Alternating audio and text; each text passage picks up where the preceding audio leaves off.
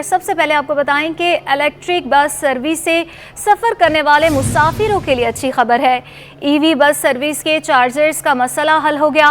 एक चार्जर बहरिया टाउन में लगा दिया गया, दूसरा चार्जर मलिर कैंट में लगाया जाएगा। मज़ीद इस पर अहवाल जान लेते हैं आदिया नाज से। आदिया, बताइएगा। वो मुसाफिर जो कि वाइट इलेक्ट्रिक बस से सफ़र करते हैं उनके लिए ये अच्छी खबर है कि अब चाइना से जो चार्जर्स मंगवा लिए गए हैं वो उनमें से एक चार्जर जो है वो बहरिया टाउन में नस्ब कर दिया गया है। गुज़श्ता रोज़ वो चार्जर नस्ब हुआ, जिसके बाद आज से बहरिया टाउन का रूट नंबर 2 जो है वो बहाल हो गया है। रूट नंबर 2 जो कि मलीर मॉडल कॉलोनी से रुख करता है बहरिया टाउन का, वहाँ तक जाने वाले मुसाफिर अब इलेक्ट्रिक बस में सफ़र कर सकेंगे क्योंकि उनका चार्जर बिल्कुल ठीक हो गया है। इसी तरह से आज जो है वो मलीर के अंदर दूसरा चार्जर जो है वो लगाया जाएगा, जो कि मलीर कैंट के अंदर लगाया जाएगा। और उसके बाद जो रूट 1 से सफ़र करने वाले मुसाफिर हैं इलेक्ट्रिक बस के, वो भी इससे सफ़र कर सकेंगे।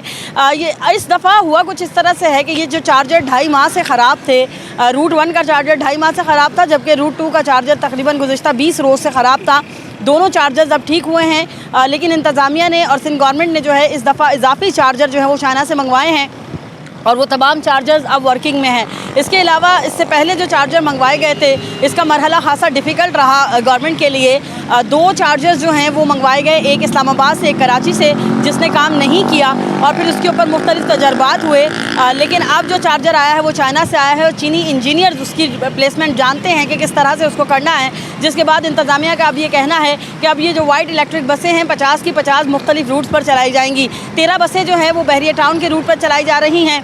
12 बसेस जो हैं वो रूट 1 पर, जो कि मलीर मॉडल कॉलोनी से मलीर कैंट की तरफ से होता हुआ डॉल्मेन मॉल क्लिफ्टन पर जाके अख्ताम पजीर होता है, तो वो रूट भी अब जो है वो बहाल होगा और उस रूट पर तकरीबन 12 बसें जो है वो चलाई जाएंगी। इसी तरह सिंध गवर्नमेंट की जानिब से जो अनाउंसमेंट की गई है कि लियारी एक्सप्रेस वे पर वाइट बसें जो हैं चलाई जाएंगी, तो अब वज़ीर इत्तला सिंध और वज़ीर ट्रांसपोर्ट सिंध शर्जील इनाम मेमन जो हैं उन्होंने इस बात का इंदिया दिया है कि अब ये तमाम बसें जो हैं मुख्तलिफ रूट पर हम चलाना वक्तन फ़वक्तन शुरू कर देंगे।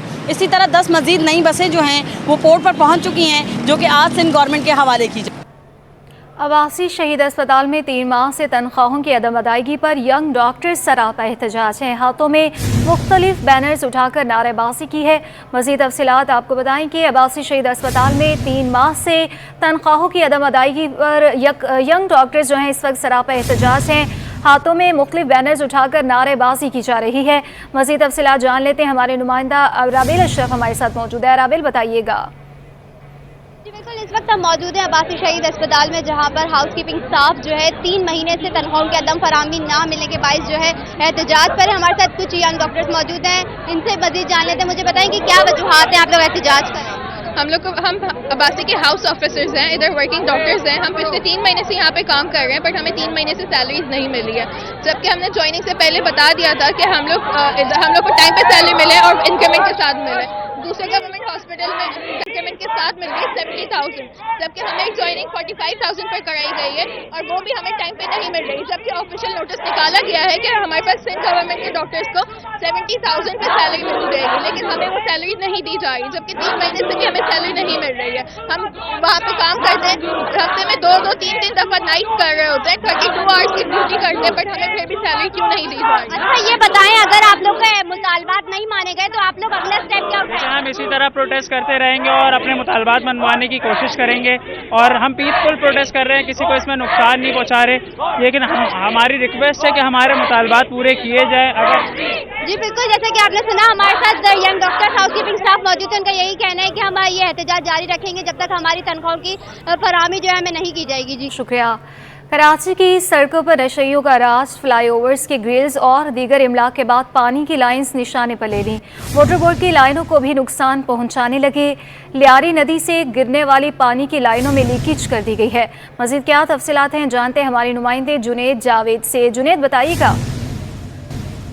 पेशावर अफराद जहाँ पर शहर की सड़कों से सरिये चोरी करते हुए दिखाई दे रहे हैं, फ्लाईओवर्स के ऊपर से लोहा काटते हुए दिखाई दे रहे हैं। वहीं पर एक नया तरीका भी इन्होंने अपनाया है कि यहाँ पर हम देख रहे हैं कि लियारी एक्सप्रेसवे के नीचे जो पाइपलाइनें इंडस्ट्रीज़ को पानी सप्लाई करने के लिए जो गुजारी गई हैं वाटर एंड सीवरेज बोर्ड की तरफ से, उसके ऊपर बाकायदा तौर पर जो है अब ये नशे के आदी अफराद ने जो है वो उन पाइपलाइनों को फाड़ना शुरू कर दिया है और उससे हज़ारों मिलियन गैलन पानी रोज़ाना की बुनियाद पर जो है वो ज़ाया होता हुआ दिखाई दिखाई दे रहा है। मेरे कैमरामैन अजलान आपको दिखाएंगे कि इस वक्त भी ये लोग यहाँ पर जो है वो पाइपलाइनों को फाड़कर नहाते हुए दिखाई दे रहे हैं। न सिर्फ ये एक मकाम बल्कि इस पूरे लियारी एक्सप्रेसवे के ऊपर से जब आप गुजरेंगे तो लियारी नदी जो कि सोराबकोट से जाकर टच हो रही है, वहाँ पर भी यही सूरत हाल है। और पूरी नदी के ऊपर तकरीबन कमोबेश 10 से 12 मकामात आपको ऐसे नज़र आएंगे जहाँ पर ये नशे के आदी अफराद जो है वो पाइपलाइनों को फाड़ कर यहाँ पर जो है वो नहाते हुए नज़र आएंगे। और न सिर्फ नहाते हुए बल्कि यहाँ पर यही वो जगह है जहाँ पर ये लोग बैठकर नशा भी करते हुए दिखाई दे रहे होते हैं। हुक्काम बाला से जो है वो कई लोगों ने दरख्वास्तें भी की, लेकिन ये मामला जो है वो थमने का नाम नहीं ले रहा। ताहम ये कहते हैं, जब हमारी नशावर अफराद से बात हुई तो इनका ये कहना है कि हम लोग जो है वो नहाने की हमारे पास कोई जगह नहीं होती, जिसकी वजह से हम यहाँ पर आते हैं, बैठते हैं, यहीं पर रहते हैं, यहीं पर सोते हैं, यहीं पर खाते हैं और यहीं पर जो ये पाइप्स गुजर रहे हैं इनको फाड़ कर यहीं पर जो है वो नहाना शुरू कर देते हैं। नाज़रीन, कराची में यूटिलिटी स्टोर पर पिछले 2 माह से चीनी बहरान का मसला हल नहीं हो सका। शहरी लंबी लंबी कतार में लगकर चीनी ना मिलने पर मायूस होकर लौट जाते हैं। यूटिलिटी स्टोर इंतजामिया का कहना था कि महकमा कोशिश कर रहा है कि 10 से 15 रोज़ में बहरान को ख़त्म कर दिया जाए। कराची में यूटिलिटी स्टोर पर पिछले 2 माह से चीनी बहरान का मसला हल नहीं हो सका। तफसीलात जान लेते हैं हमारी नुमाइंदा अक्सा शाहिद से। मैं इस वक्त मौजूद हूँ यूटिलिटी स्टोर पर, जहाँ शहरी जो है आते हैं और खाने पीने की अशिया जो है वो सस्ते दामों में ख़रीद के लेके जाते हैं। लेकिन पिछले 2 माह से यहाँ पर जो है वो चीनी का बहरान छाया हुआ है। यूटिलिटी स्टोर पर जो है वो शहरियों के लिए चीनी 91 रुपये में दस्तयाब है, लेकिन पिछले 2 माह से जो है चीनी का बहरान है। शहरी यहाँ पर आते हैं, चक्कर लगाते हैं, इंतज़ार में खड़े होते हैं, लेकिन उनको चीनी नहीं मिलती। इस वक्त भी मेरे कैमरामैन वकास लोधी आपको दिखा सकें कि यहाँ पर काफ़ी सारी ख़वातीन हैं जो इस इंतज़ार में बैठी हुई हैं कि इनकी बारी आए और ये जो है वो सामान लें। लेकिन इस वक्त मेरे साथ एक खातून मौजूद है, उनसे जानते हैं। आप मुझे ये बताइएगा कि कितने दिन हो गए आपको यहाँ पर चक्कर लगाते हुए? हम हर पीर को आते हैं, जितने भी हमारा इधर वक्त हुआ है ना, हमारे पीर को आते हैं। कभी आटा मिल जाता है, कभी नहीं। अभी तो ये 4-5 पीर हो गए, आटा नहीं आ रहा है हमारे पास।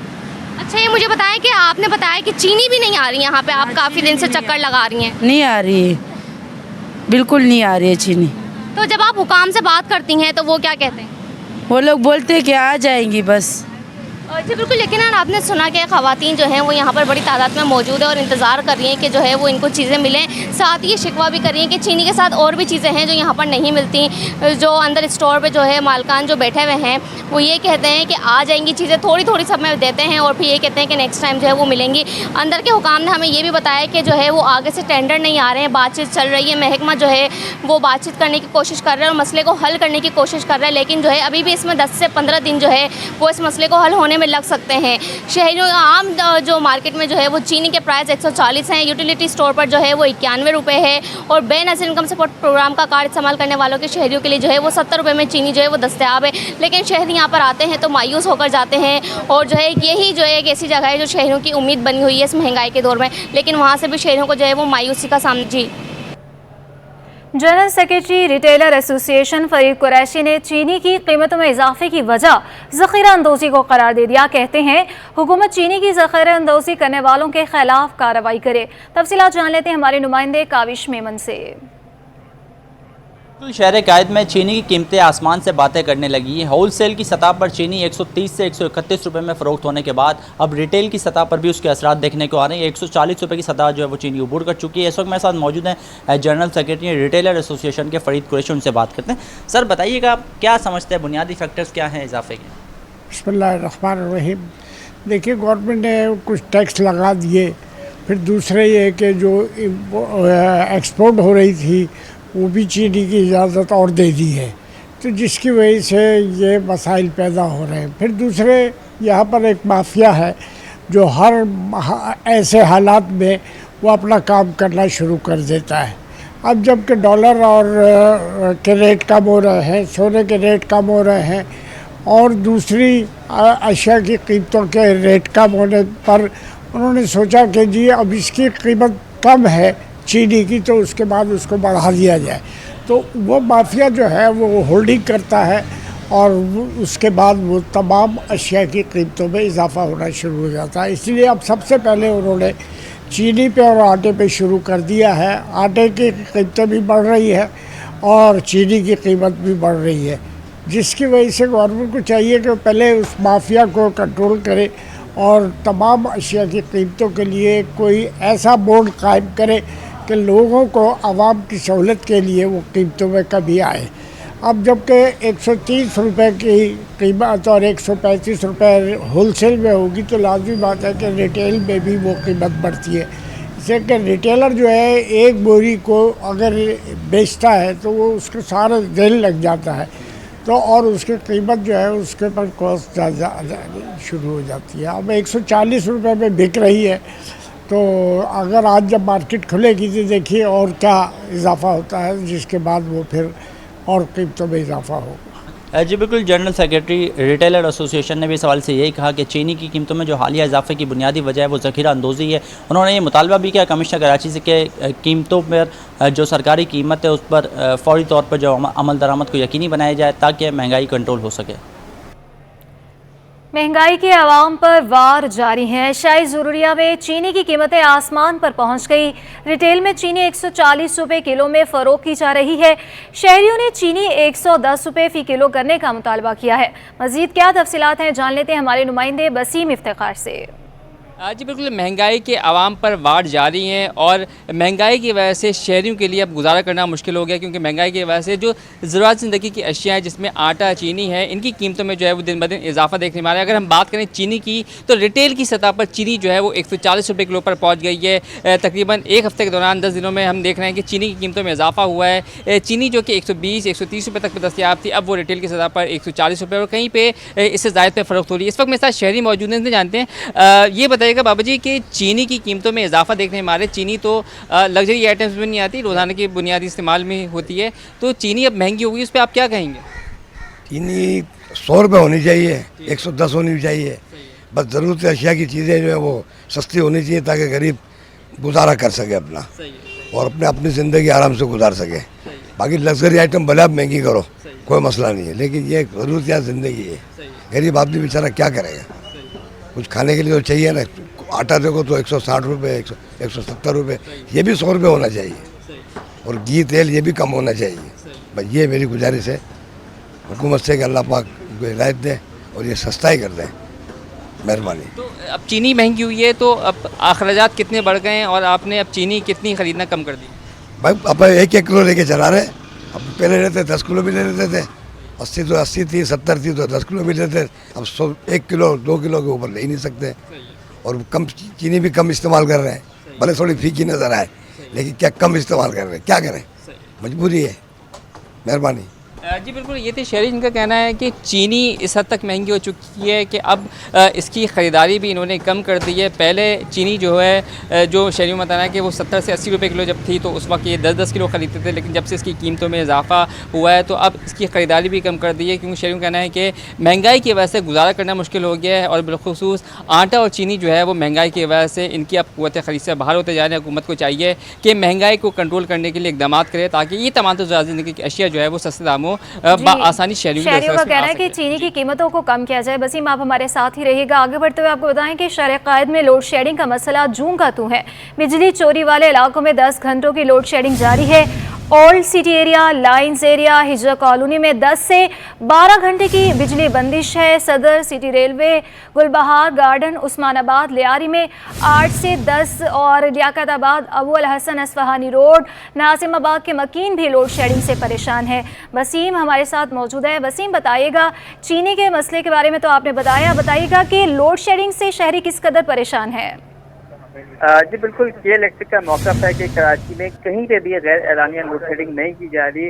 वो इलाके जहाँ पर बिजली चोरी होती है वहाँ पर तकरीबन 10 घंटे की लोड मैनेजमेंट की जा रही है। लेकिन इसके बरस शहरी जो हैं वो लोड शेडिंग की वजह से अब आजिज़ आ चुके हैं और शहरियों ने के इलेक्ट्रिक का जो सोशल मीडिया है उस पर शिकायतों के अंबार लगा दिए हैं। शहरी की जानिब से सोशल मीडिया पर जो बिल्कुल सार्फिन की जानिब से शदीद तनकीद की गई है। ओल्ड सिटी एरिया मज़ाफ़ाती इलाकों में 10 से 12 घंटों की बिजली की लोड शेडिंग की जा रही है और दूसरी जानिब लोड शेडिंग से जो मुसक्ना इलाके हैं वहाँ पर ब्रेकडाउन मामूल बन चुके हैं। 1-1 घंटे की लोड शेडिंग अलहदा से की जा रही है और शहरी को ये कहना है कि मेंटेनेंस और फॉल्ट की दुरुस्ती के नाम पर 10-10 घंटे की बिजली की बंदिश जो है वो मामूल बन चुकी है। सिर्फ के इलेक्ट्रिक का एक मैसेज आता है कि मेंटेनेंस के नाम पर तकरीबन 6 बजे से लेके या 8 बजे से जो है वो बिजली बंद की जाएगी और शाम 6 तक के औकात काट दिए गए होते हैं जिसमें बिजली बंद रहती है। इसके साथ साथ शहरी का ये भी कहना है कि इलाकों में एलानिया और गैर एलानिया लोड शेडिंग का सिलसिला अलग जारी है। कहीं पे 2 घंटे कहीं पे 3 घंटे की एक वक्त में बिजली जो है वो चली जाती है और शदीद गर्मी है कराची में, मौसम गर्म है, हफ्स की कैफियत है। ऐसे में लोड शेडिंग की जो सूरत हाल है वो शहरियों के लिए किसी अजाब से कम नहीं होती। शहरियों को गर्मी में बिलखुसूस हमने देखा है कि जो मरीज हैं वो बिलबिला उठते हैं क्योंकि बिजली नहीं होती और जनरेटर का इस्तेमाल कर नहीं सकते। जनरेटर भी महंगे, फ्यूल भी महंगा है और ऐसे में जो है वो लोड शेडिंग की अजियत से दो चार होना पड़ता है। शहरियों का कहना है कि बिलों की वो बाकायदगी से अदायगी करते हैं लेकिन इसके बावजूद भी लोड शेडिंग के अजाब से उन्हें दो चार होना पड़ता है। शहरियों का कहना है कि वो लोग जो कि बिजली चोरी करते हैं, के इलेक्ट्रिक को चाहिए कि उनकी बिजली काटे, उनके इलाकों में उनके घरों पे लोड शेडिंग की जाए, लेकिन उनका खमियाजा उन्हें क्यों भुगतना पड़ता है जबकि वो खुद बिजली के बिल अदा करते हैं, बिलों की बाकायदगी से अदायगी की जाती है। बताइएगा कि इलेक्ट्रिक की जानिब से कोई मौक़िफ़ इस पर सामने आया है और अगर कहा जा रहा है कि मेंटेनेंस हो रही है, इस वजह से लोड शेडिंग जारी है, तो क्या इस पर कोई मौक़िफ़ आया कि कब तक मेंटेनेंस का काम मुकम्मल हो जाएगा? जी बिल्कुल, के इलेक्ट्रिक की जानिब से सिर्फ एक मैसेज की शक्ल में फरमान जारी कर दिया जाता है कि के इलेक्ट्रिक की जानिब से मेंटेनेंस की जा रही है और अमूमन हम देखा है कि सुबह 8 बजे से लेके या फिर 9 बजे से लेके शाम 5 बजे या 6 बजे तक बिजली गायब रहने का ये एक मैसेज के इलेक्ट्रिक की जानिब से फरमान की शक्ल में जारी कर दिया जाता है और ये जारी करने के बाद के इलेक्ट्रिक जो है वो बड़ी जिम्मा हो जाती है कि हमने के इलेक्ट्रिक की जानिब से कहा जा रहा है कि मेंटेनेंस का काम जारी है, इस वजह से इतनी लोड शेडिंग की जा रही है। वसीम इफ्तिखार, आपका बहुत शुक्रिया। बुलेटिन में आप कुछ बात करेंगे डॉलर की ऊंची उड़ान जारी है। इंटरबैंक में अमेरिकी डॉलर 2 रुपये 10 पैसे महंगा हो गया, 277.90 रुपये से बढ़कर 280 रुपये पर पहुंच गया है। तफसीलात जान लेते हैं अशरफ खान से। अशरफ, बताइएगा। जी, देखा जाए IMF के मुआहदे के बाद रुपए की कदर में नुमाया महंगी देखी गई थी और इंटरबैंक में डॉलर 10 से 11 रुपए सस्ता हो गया था, लेकिन आज कारोबारी हफ्ते के आगाज पर ग्रामीण की तलब पर रुपए की कदर में जो है दबाव देखा जा रहा है। कारोबार के दौरान एक दिन में डॉलर 2 रुपए 10 पैसे महंगा हो गया और 277 रुपए 90 पैसे से बढ़कर 280 रुपए पर ट्रेड कर रहा है। माइनिंग का कहना है कि 12 जुलाई को जो IMF के बोर्ड ऑफ डायरेक्टर का इजलास होगा, इजलास में पाकिस्तान को फंड देने की मंजूरी होगी, जिसके बाद ही जो रुपए की कदर में अच्छा अशरफ, जारी काटन सीजन में पाकिस्तान से रुई की बरामदात भी शुरू हो गई है, इस हवाले से भी बताइएगा। जी हाँ, कॉटन जनरल एजुकेशन ने जो है बड़ी खुशखबरी सुनाई है कि यहाँ पे देखा जाए कि पाकिस्तान को मुख्तलिफ ममालिक से जो है रुई के जो बरामद के जो ऑर्डर हैं वो मिलना शुरू हो गए हैं और यहाँ से जो देखा जाए तो पाकिस्तान के लिए एक अच्छी साइन है, क्योंकि देखा जाए एक्सपोर्ट जो है वो आपकी मुसलसल गिर रही थी। उसमें नए जो साल में नए सीजन में जो है कपास में जो है नए जो बरामदी ऑर्डर मिले हैं, जिसके बाद पंजाब और सिंध में जो फी मन रुई जो है 5 रुपये महंगी हो गई है और इसके असरात देखे जा रहे हैं, जिससे जो पहले मुसलसल गिर रही थी कीमतें उसके बाद अब बढ़ना शुरू हो गई हैं। जी, बहुत शुक्रिया अशरफ खान। बुलेटिन में बात करें मौसम की तो गर्मी में कराची में गर्मी की शिद्दत बरकरार है। दर्जा हरारत 34 डिग्री सेंटीग्रेड तक पहुंच गया। तफसीलात बताएंगी हमारी नुमाइंदा इकरा अवान। जी, अगर बात की जाए कराची के मौसम की तो कराची का मौसम इस वक्त इंतहाई गर्म और मरतूब है, हब्स की लहर बरकरार है। कराची का मौजूदा दर्जा हरारत इस वक्त 34 डिग्री सेंटीग्रेड है, जबकि ज़्यादा से ज़्यादा गर्मी की शिद्दत 36 डिग्री सेंटीग्रेड तक महसूस किए जाने का इम्कान है। अगर बात की जाए हवा में नमी के तनासुब की तो इस वक्त हवा में नमी का तनासुब 51% है। जुनूब मगरिब से 20 किलोमीटर फी घंटे की रफ्तार से हवाएं चल रही हैं। मतलब जुज़वी तौर पर अबर आलूद है।